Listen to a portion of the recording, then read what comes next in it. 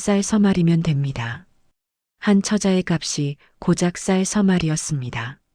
아버지는 고개를 들지 못했고 어머니는 방에서 신음하고 계셨지요. 보름을 주지. 그때는 냉큼 따라와야 할 게야. 사채꾼의 말에 처자는 고개를 숙였습니다. 쌀 서말. 그것이 막내딸 연화의 값이었습니다. 보름 뒤면 연화는 돌아올 수 없는 곳으로 팔려갈 것이었지요. 그런데 장터에 나타난 한 사내가 연화를 보더니 얼어붙듯 멈춰 섰습니다. 과연 연화는 쌀 서말의 운명을 벗어날 수 있을까요? 안녕하세요. 월야록입니다.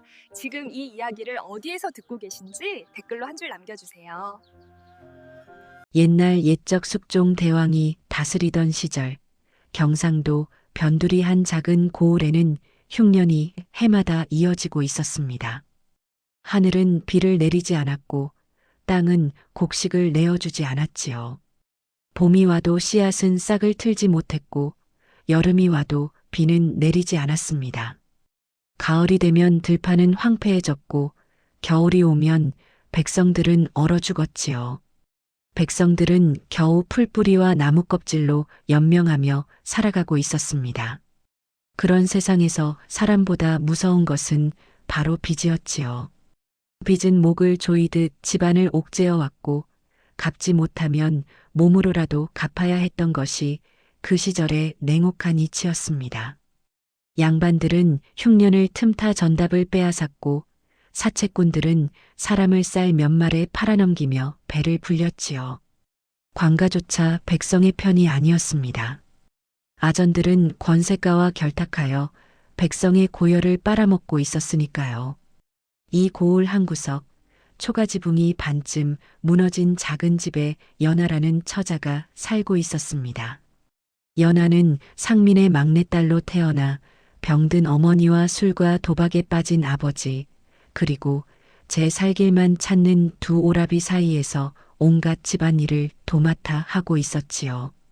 연하는 말수가 적고 눈빛이 유난히 고요한 처자였습니다.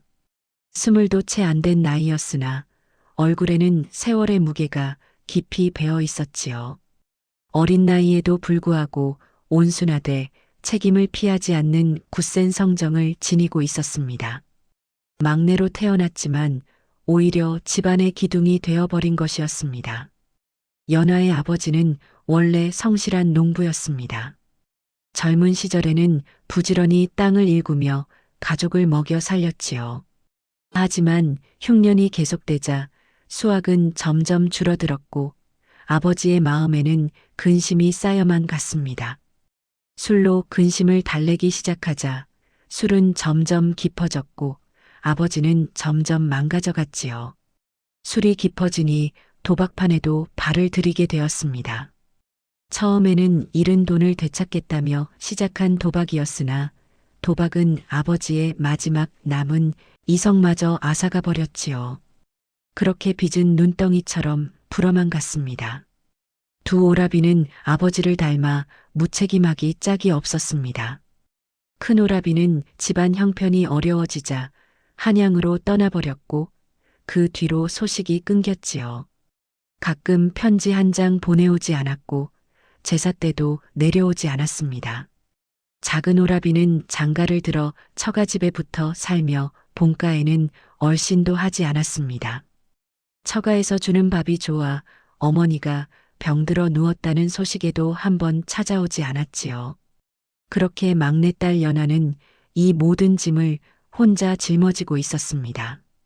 집안에서 가장 어린 막내였지만 가장 먼저 일어나고 가장 늦게 잠들었지요. 막내라는 이유로 귀여움을 받기는커녕 막내라는 이유로 모든 집안일이 떠넘겨졌습니다. 이 고을에서 가장 무서운 사람은 사채꾼 최만복이었습니다. 최만복은 원래 한양에서 장사를 하던 사람이었으나 흉년을 틈타 이 고을로 내려와 백성들에게 쌀과 돈을 빌려주며 고을에 돈줄을 쥐게 되었지요. 그가 내미는 돈에는 독이 묻어 있었습니다. 이자는 눈덩이처럼 불어났고 갚지 못하면 전답과 집을 빼앗았으며 그마저 모자라면 사람을 팔아넘기기까지 했지요. 최만복은 특히 집안의 딸들을 노렸습니다. 그의 수하에는 험상궂은 사내들이 여럿 있었고 빚을 갚지 못하는 집을 찾아다니며 협박을 일삼았습니다. 고을에서는 흉흉한 소문이 떠돌았습니다. 최만복이 이번엔 윤신의 막내딸을 노린다더라. 쌀 서말이면 한 집안의 딸들을 가져간다지. 최만복은 빚을 갚지 못하는 집의 딸들을 기방이나 대가에 팔아넘겼는데 쌀 서말 정도면 거래가 성사되었다는 것이었습니다. 쌀 서말.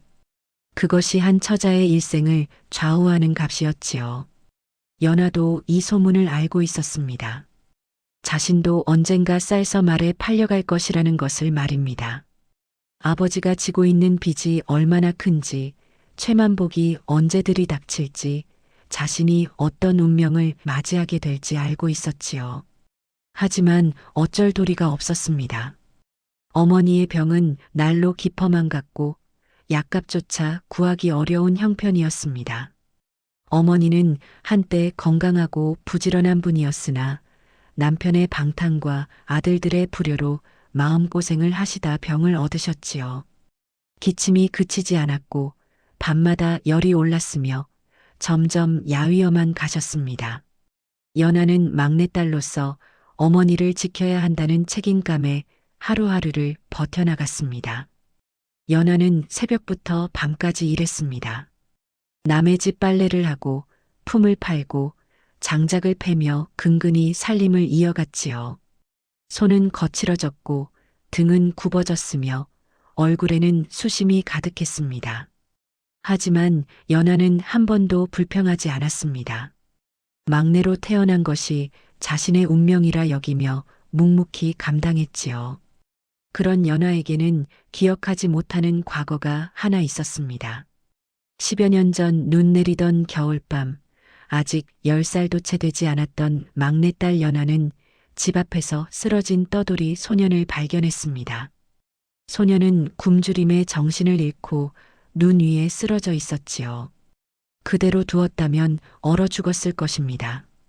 연하는 어머니 몰래 부엌으로 가서 밥 한 그릇을 퍼왔습니다. 보리밥에 무국을 말아 김치 한 조각을 얹은 것이 전부였지만 굶주린 소년에게는 세상에서 가장 귀한 음식이었지요. 연하는 자신의 이불도 덮어주었습니다. 막내딸인 연하가 가진 것은 그것뿐이었으니까요. 소년은 그날 밤 살아남았습니다. 이튿날 새벽 소년은 깨어나 주위를 둘러보았지요. 작은 처자가 떨며 자고 있는 모습이 보였습니다. 자신에게 이불을 준 탓에 추위에 떨고 있는 것이었지요. 소년은 조용히 일어나 이불을 처자에게 덮어주고는 마을을 떠났습니다. 하지만 연하의 얼굴을 가슴 깊이 새겼지요. 평생 잊지 않겠다고, 반드시 은혜를 갚겠다고 다짐하며 말입니다. 연하는 그 일을 까맣게 잊고 살았습니다. 어린 시절의 일이었고 막내딸인 연하에게는 그저 당연한 일이었으니까요. 어머니는 늘 말씀하셨습니다. 어려운 사람을 보면 도와야 한다. 우리가 가진 것이 적어도 더 어려운 사람은 있는 법이니라. 연하는 그 가르침을 따랐을 뿐이었지요. 세월이 흘러 어느 봄날 연하는 장터에서 약방 심부름꾼으로 일한다는 서윤이라는 사내를 만났습니다. 연하는 어머니께 드릴 약재를 사러 장터에 왔다가 약재 가게 앞에서 서윤을 마주쳤지요. 서윤은 키가 훤칠하고 눈빛이 또렷한 사내였습니다. 약방 심부름꾼치고는 품위가 있어 보였고 말투도 예사롭지 않았지요. 서윤은 연하가 약재를 고르는 것을 보고 말없이 다가왔습니다. 그리고 연하가 고르려던 약재를 멈춰 세우며 다른 약재를 집어들었지요. 이것이 훨씬 낫습니다.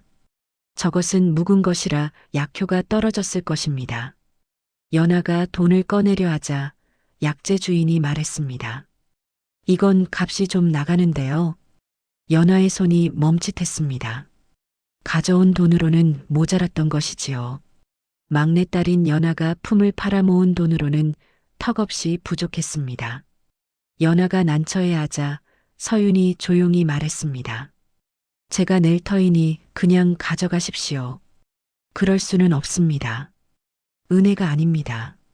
당연한 일을 하는 것뿐입니다. 결국 연아는 약재를 받아들었습니다. 돌아서며 연아가 고개를 숙여 인사했지요. 은혜는 잊지 않겠습니다. 반드시 갚겠습니다. 서윤은 고개를 저으며 조용히 웃었습니다. 은혜를 갚는 것은 저입니다. 아씨가 아니지요. 연아는 그 말뜻을 알 수 없었지만 서윤의 눈빛이 유난히 진지하다는 것만은 느낄 수 있었습니다. 서윤은 연아를 보는 순간 단번에 알아보았던 것입니다. 그날 밤 자신에게 손을 내밀어준 바로 그 막내딸임을. 10여 년이 흘렀지만 그 눈빛만은 변하지 않았지요. 맑고 고요한 세상의 악에 물들지 않은 그 눈빛을 서윤은 잊을 수가 없었습니다. 그로부터 며칠 뒤 연아의 집에 최만복이 들이닥쳤습니다. 봄날 오후 마당에서 빨래를 널던 연아는 대문이 벌컥 열리는 소리에 고개를 들었지요. 최만복과 그의 부하 셋이 들어서고 있었습니다. 최만복의 손에는 빈 문서가 들려 있었고 얼굴에는 음흉한 미소가 걸려 있었지요. 주인장 계신가? 아버지가 방에서 비틀거리며 나왔습니다. 술 냄새가 진동했지요. 아, 최나리. 여복의 주인장, 기한이 다 되었네. 오늘까지 갚지 못하면 약속대로 해야 할 것 아닌가. 아버지는 땅만 바라보며 아무 말도 하지 못했습니다. 최만복은 천천히 마당을 돌아다니며 집안을 둘러보았지요. 그리고는 빨래를 널고 있는 연아를 발견하고는 걸음을 멈췄습니다. 허허, 이 집에 이런 꽃이 피어 있었구먼. 막내딸인가? 최만복은 연아를 훑어보며 혀를 찼습니다. 연아는 온몸이 굳어버렸습니다. 저 계집애 하나면 빚을 탕감해주지. 쌀 서말값이면 충분하네. 딸은 순해서 좋아. 말 잘 듣고 도망갈 곳도 없으니 말이야. 연아는 그 자리에서 자신의 값이 쌀 서말에 불과하다는 것을 알았습니다. 집안에서는 어머니의 기침소리가 들려왔고 아버지는 고개조차 들지 못했습니다. 연아는 울지도 도망치지도 않았습니다. 막내딸로 살아온 세월이 연아를 강하게 만들어 놓았으니까요. 대신 조용히 빨랫줄에서 손을 내려놓고 최만복을 마주 보았습니다. 한 가지만 청하겠습니다. 뭔가? 어머니 숨부터 계실 동안만이라도 시간을 주십시오. 어머니께서 편히 눈을 감으실 때까지만 곁에 있게 해주십시오. 자식으로 마지막 도리를 다하게 해주십시오. 최만복은 비웃으며 턱을 쓸어내렸습니다. 효녀로구먼. 좋아, 보름을 주지. 그 안에 어머니가 낫든 돌아가시든 그때는 냉큼 따라와야 할 게야. 도망치면 이 집을 불태워버릴 테니 그리 알고. 알겠습니다. 연아는 고개를 숙였습니다. 최만복 일행이 나간 뒤 아버지는 한참을 말없이 마당에 서 있다가 방으로 들어가 버렸습니다. 곧이어 흐느끼는 소리가 들려왔지요. 막내딸을 쌀서말에 팔아야 하는 아버지의 통곡이었습니다. 연아는 마당에 주저앉아 하늘을 올려다보았습니다. 봄날의 하늘은 맑고 파랗게 펼쳐져 있었지만 막내딸 연아의 마음은 겨울처럼 차가웠지요. 이튿날부터 서윤은 연아 곁에 자주 나타나기 시작했습니다. 연아가 장작을 패고 있으면 곁에서 도와주었고 물을 기르러 가면 따라와 두레박을 들어주었지요. 일자리를 알아봐주고 어머니께 드릴 약을 건네주었습니다. 약은 언제나 질 좋은 것이었고 돈을 받지 않으려 했지요. 대체 왜 이리 저를 돌봐주시는 겁니까? 저는 쌀서말에 팔려가는 처지인데 말입니다. 연아가 어느 날 참다 못해 물었습니다. 자신이 쌀서말에 팔려가는 막내딸이라는 사실이 너무나 비참했지요. 서윤은 잠시 망설이다가 조용히 대답했습니다. 저는 지금 빚을 갚는 중입니다. 빚이라니요? 아주 오래된 그러나 결코 잊을 수 없는 빚입니다. 연하 아씨가 모르는 빚이지요. 아씨가 막내딸이든 큰딸이든 그것은 중요하지 않습니다. 연하는 여전히 그 뜻을 알 수 없었습니다. 하지만 서윤의 도움은 고마웠고 덕분에 어머니의 병세는 조금씩 나아지는 듯 했지요. 연하는 서윤과 함께 있을 때면 묘한 안도감을 느꼈습니다. 세상에 혼자가 아니라는 느낌, 쌀 서말에 팔려가는 존재가 아니라 한 사람으로 존중받는다는 느낌이 들었지요. 그러던 어느 날 연하는 장터에서 끔찍한 소문을 듣게 되었습니다.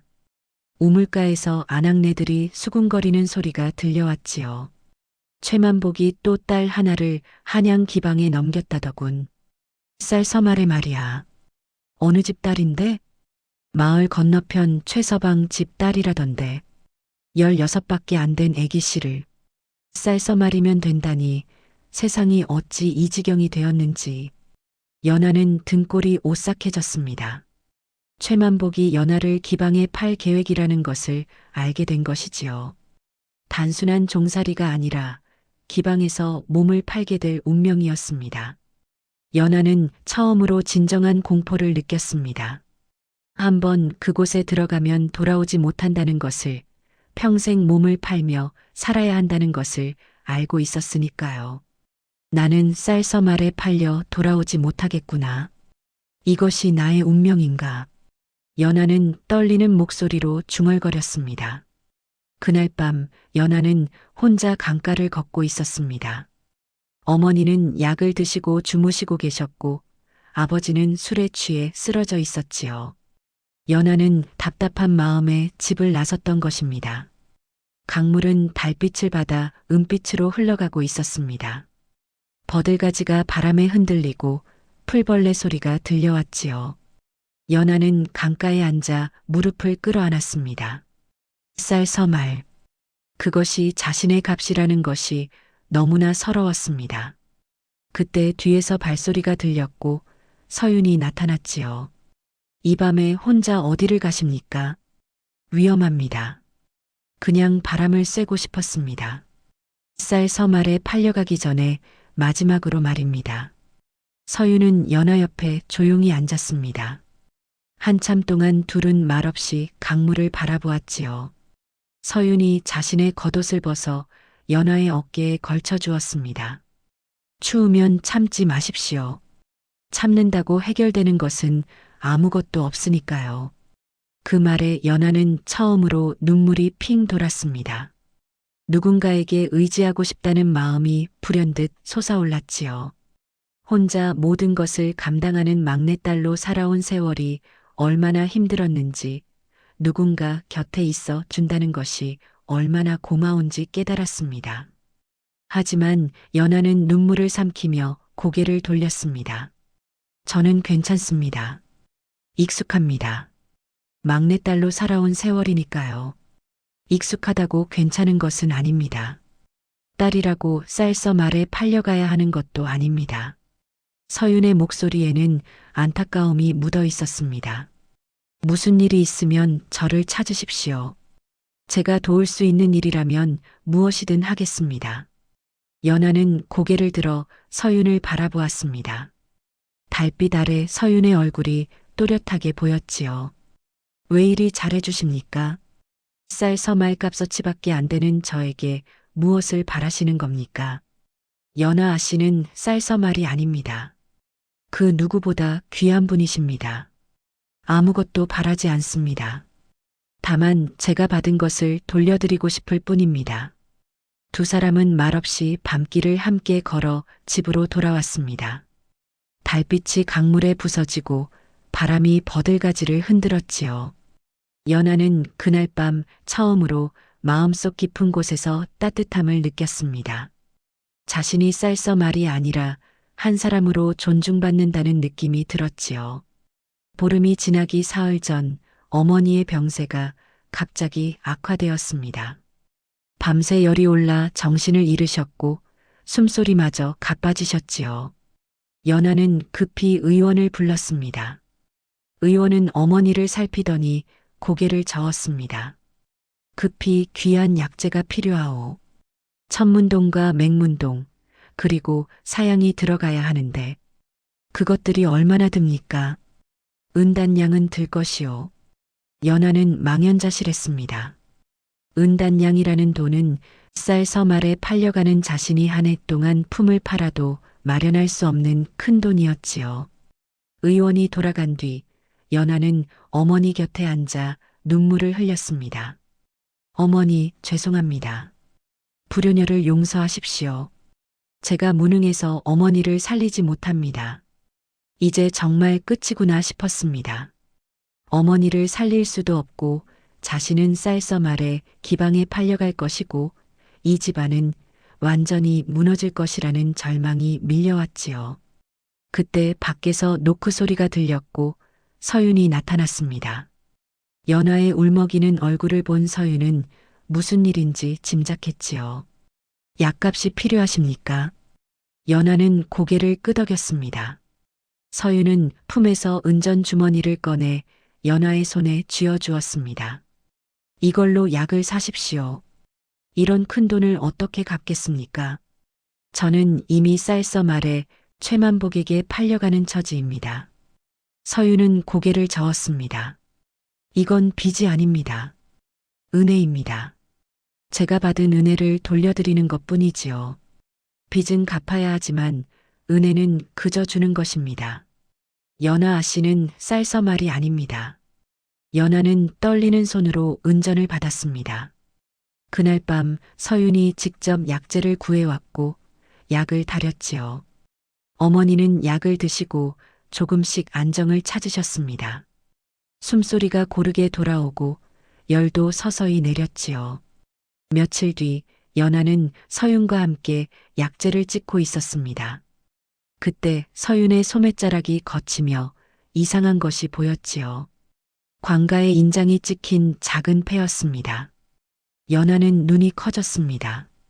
그것은 서윤은 자신의 소매를 내리며 조용히 말했습니다. 보셨군요. 약방 심부름꾼이 아니신 겁니까? 그렇습니다. 하지만 지금은 말씀드릴 수 없습니다. 연하는 더 묻지 않았습니다.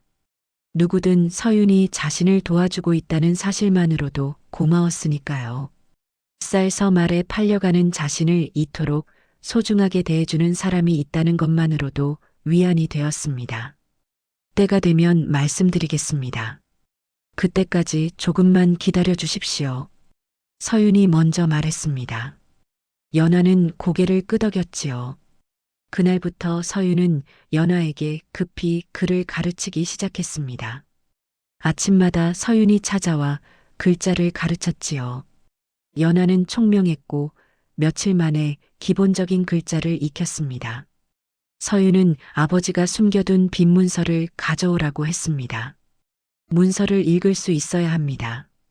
무엇이 쓰여 있는지 알아야 합니다. 정말로 연하 아씨가 쌀서말에 팔려가야 하는지 말입니다. 연하가 문서를 읽어보니 이상한 점이 눈에 들어왔습니다. 처음 빌린 돈과 지금 갚아야 할 돈의 차이가 너무 컸던 것이지요. 이건 처음 빌린 돈의 3배가 넘습니다. 이자가 이렇게 불어날 수가 있습니까?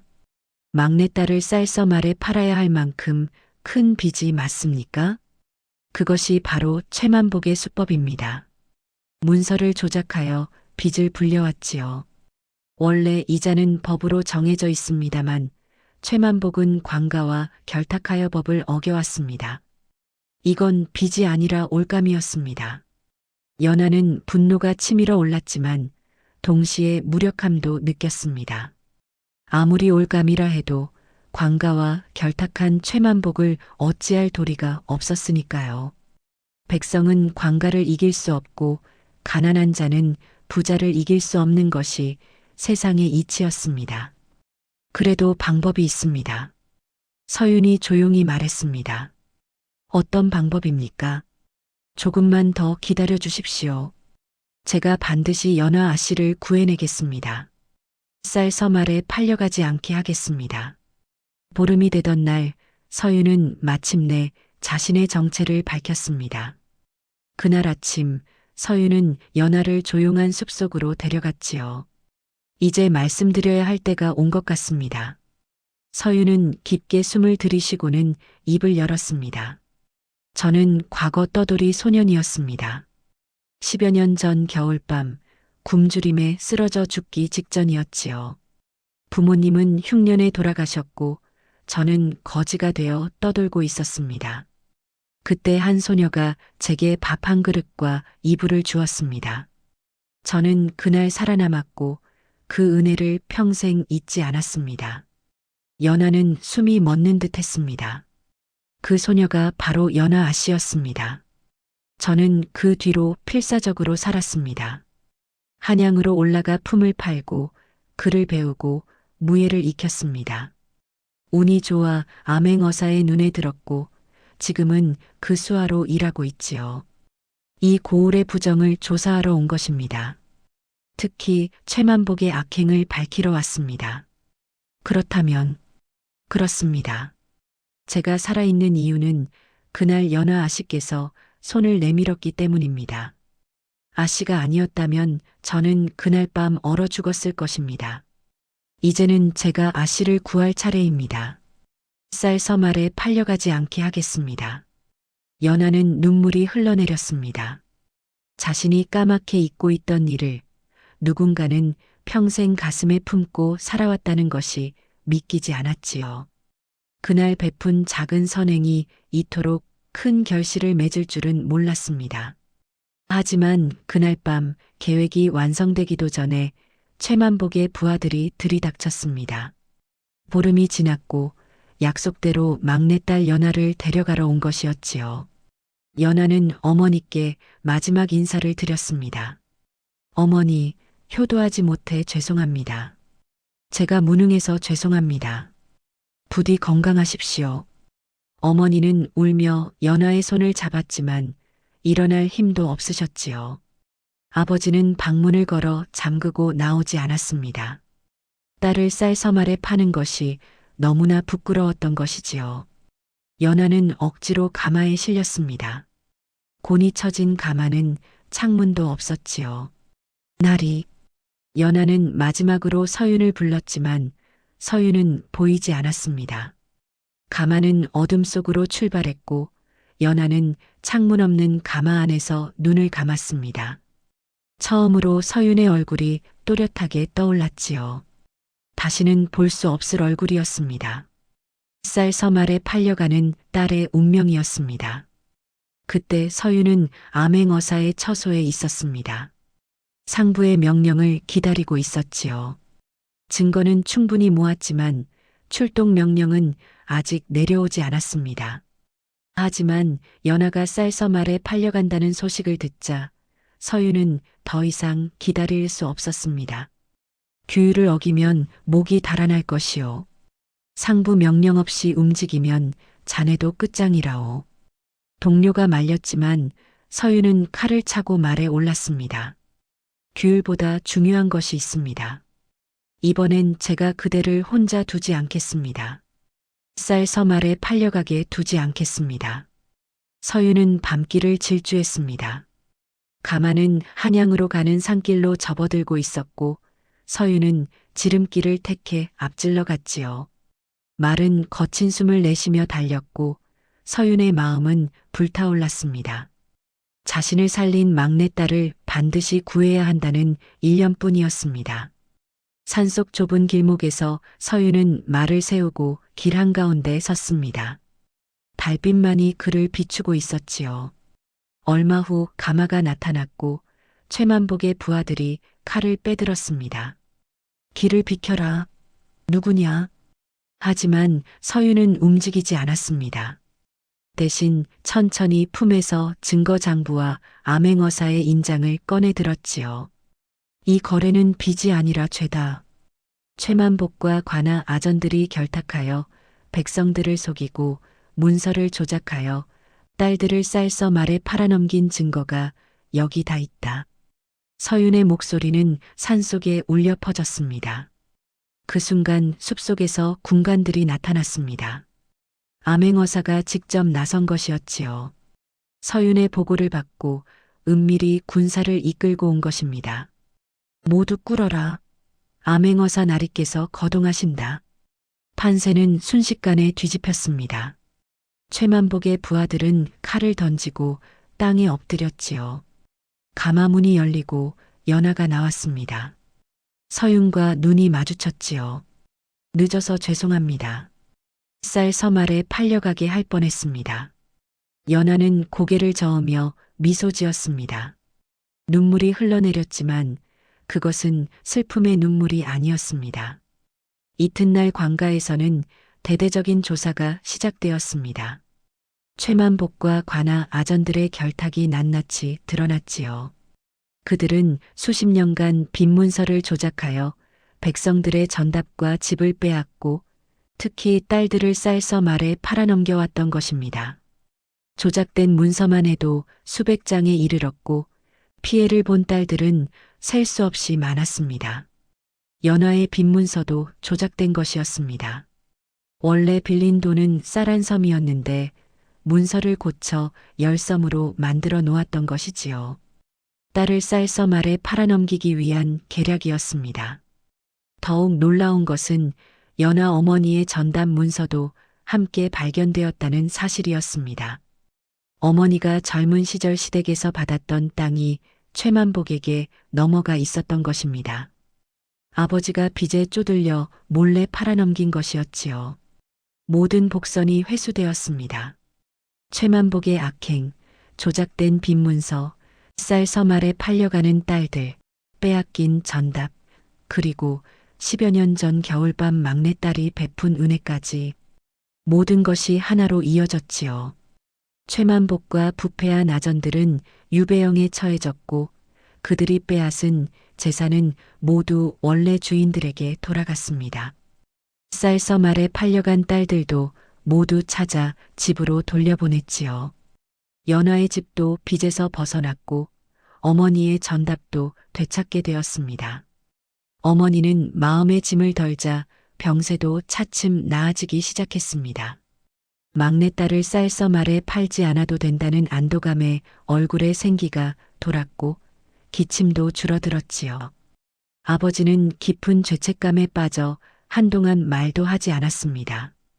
자신의 잘못으로 막내딸이 쌀서 말에 팔려갈 뻔했다는 사실이 가슴을 짓눌렀지요. 하지만 그날 이후로 술을 끊었고 다시 밭으로 나가기 시작했습니다. 늦었지만 아버지도 변하기 시작한 것입니다. 연하는 아버지를 원망하지 않았습니다. 아버지도 흉년과 세상의 무게에 짓눌린 희생자였으니까요. 서윤은 이번 일로 큰 공을 세워 벼슬을 제안받았지만 당분간 미루겠다고 했습니다. 해야 할 일이 아직 남아있다는 것이었지요. 고을에는 최만복 외에도 딸들을 쌀 몇 말에 팔아넘기는 부정을 저지르는 자들이 더 있었고 서윤은 그들을 바로잡고 싶어 했습니다. 봄이 깊어졌습니다. 연하는 마당에서 약초를 말리고 있었고 서윤은 그 옆에서 말없이 나무를 다듬고 있었습니다. 평화로운 오후였지요. 마당에는 꽃이 피어나고 하늘에는 제비가 날아다녔습니다. 나리, 연하가 조용히 불렀습니다. 예, 연하 아씨. 그날 밤 일을 이제야 기억해냈습니다. 어린 소년에게 밥을 주었던 일 말입니다. 서윤은 손을 멈추고 연하를 바라보았습니다. 그때는 그저 당연한 일이라고 생각했습니다. 굶주린 사람을 보면 도와야 한다고 어머니께 배웠으니까요. 어렸지만 할 수 있는 일이었고요. 그것이 이토록 큰 일이 될 줄은 몰랐습니다. 저는 그날 밤 목숨을 비쳤습니다. 그리고 평생 그 빚을 갚으며 살아왔지요. 연하 아씨를 찾기 위해, 아씨를 지키기 위해, 쌀서 말에 팔려가지 않게 하기 위해 살아왔습니다. 연하는 조용히 웃었습니다. 이제는 그 빚을 함께 갚아가면 되겠지요. 서로에게 진 빚을 말입니다. 저도 나리께 큰 빚을 졌으니까요. 쌀서 말이 아니라 사람으로 존중받는 빚을 말입니다. 서윤도 미소 지었습니다. 마당 한구석에서 매화가 피어나고 있었지요. 늦었지만 봄은 반드시 오는 법입니다. 그리고 진정한 은혜는 결코 사라지지 않는 법이지요. 옛말에 백절불굴이라는 말이 있습니다. 어떠한 난관에도 굽히지 않고 이겨나간다는 뜻이지요. 막내딸 연하는 절망 속에서도 굽히지 않았고 서유는 은혜를 잊지 않았습니다. 세상에는 빛보다 무서운 것도 많지만 은혜보다 아름다운 것도 없다는 진리를 이 이야기는 전해주고 있습니다. 사람은 쌀서 말에 팔릴 수 있어도 은혜로 다시 돌아올 수 있습니다. 작은 선행 하나가 누군가의 인생을 바꿀 수 있습니다. 그 은혜는 세월이 흘러도 결코 사라지지 않는다는 것을 기억하십시오. 어려운 시절일수록 서로를 돕고 작은 선행이라도 베푸는 것이 얼마나 중요한지 이 이야기는 가르쳐 주고 있습니다. 다음 영상을 빠르게 만나보시려면 좋아요와 구독을 눌러주세요. 그럼 더 재미있는 영상으로 찾아뵙겠습니다. 모두 행복한 하루 보내세요.